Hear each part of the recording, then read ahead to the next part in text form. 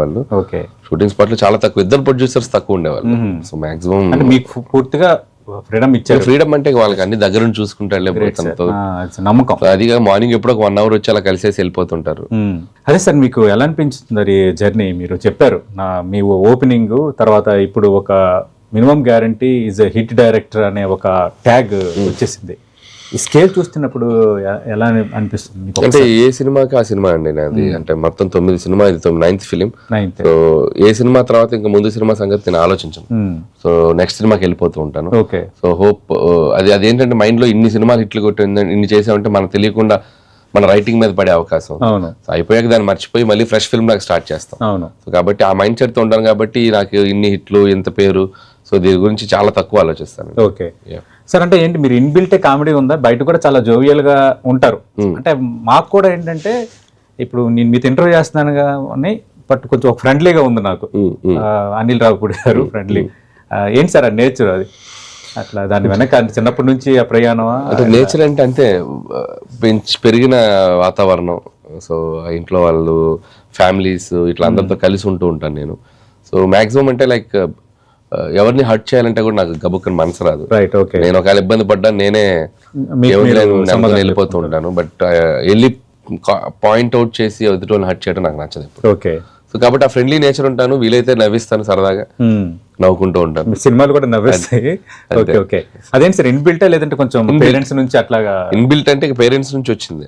చిన్నప్పటి నుంచి అంతే. ఇంట్లో కూడా ఫ్యామిలీ అలాగే ఉండేవారు. చిన్నప్పుడు స్కూల్లో అంతే ఉండేవాడిని. ఫ్రెండ్స్ తోటి సరదాగా ఏదో స్టోరీలు చెప్పుకుంటూ జోకులు వేస్తూ ఎక్కువ నెరేటివ్ గా ఉంటుంది. ఏదో ఒకటి మాట్లాడుతూ ఉంటాను, ఏదో ఒకటి అల్లరి జరుగుతూ ఉంటుంది. ఓకే. కాబట్టి it's like inbuilt. Okay sir, ఒకసారి ఫ్యామిలీ కోసం చెప్పండి సార్. మీరు అమ్మ నాన్న మీరు ఎంతమంది? అంటే అమ్మ నాన్న అక్క ఉన్నారండి, వైఫ్, పాప, బాబు. ఓకే. ఫ్యామిలీ. గ్రేట్. ఇక్కడే ఉంటారు అందరు ఇక్కడే. అంటే ముందుకు రావడం రైటర్ గా వచ్చారు కదా సార్? 2005 లో నేను అసిస్టెంట్ డైరెక్టర్ గా వచ్చాను. ఓకే. ఆ తర్వాత రైటర్ అయ్యాను. ఓకే.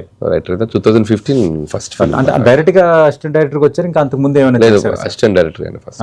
అంటే డైరెక్ట్ ఊరి నుంచి రావటమే ఇక్కడ అసిస్టెంట్ డైరెక్టర్ గా ప్రయత్నాలు స్టార్ట్ చేశారు? లేదు, జాయిన్ అయిపోయానండి. మా బాబాయ్ అరుణ్ ప్రసాద్ గారు అని డైరెక్టర్. అదే సార్, మన అరుణ్ ప్రసాద్ గారు. Okay okay. ముందు ఆయన ఇది కూడా సినిమా ఫోటోగ్రాఫర్, తమ్ముడు డైరెక్టర్ కదా సార్ అరుణ్ ప్రసాద్ గారు? తమ్ముడు అనే ఫిల్మ్ డైరెక్ట్ చేశారు. ఆయన దగ్గర అసిస్టెంట్ డైరెక్టర్ గా జాయిన్ అయిన ఆయన మా బాబాయ్ అవుతారు. ఓ గ్రేట్ సార్. ఇంకా అక్కడ నుంచి జర్నీ స్టార్ట్ అయింది. ఓకే, జర్నీ స్టార్ట్ అయింది.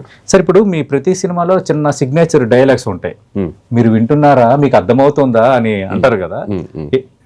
బాస్ సినిమాలో ఏమైనా సిగ్నేచర్ డైలాగ్ ఉందా? సిగ్నేచర్ డైలాగ్ ఏం లేవండి. అంటే మీరు ట్రైలర్ లో చూసినా ఉన్నాయి కదా, చిరు గారు, వెంకీ గారు. సో అదే కొద్దిగా రిపిటేటివ్ గా ఉంటాయి అక్కడ. ఓకే.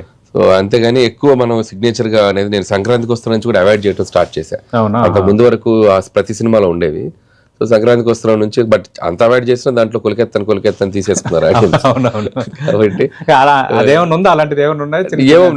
వాంటెడ్ క్యారెక్టర్ కూడా ఉంది కదా, అబ్బాయి క్యారెక్టర్ కూడా ఉంది. వాంటెడ్ గా ప్లేస్ చేయలే. ఏదైనా వాళ్ళు కనెక్ట్ అయ్యి తీసుకుంటే నేనేం చేయలేదు. ఓకే. అవును, ఆటోమేటిక్ తీసుకుంటాను కనెక్ట్. అంటే ఏదో ఒకటి, ఎందుకంటే ఇప్పుడు ఏదో ఒక రక్త పింజరి పాము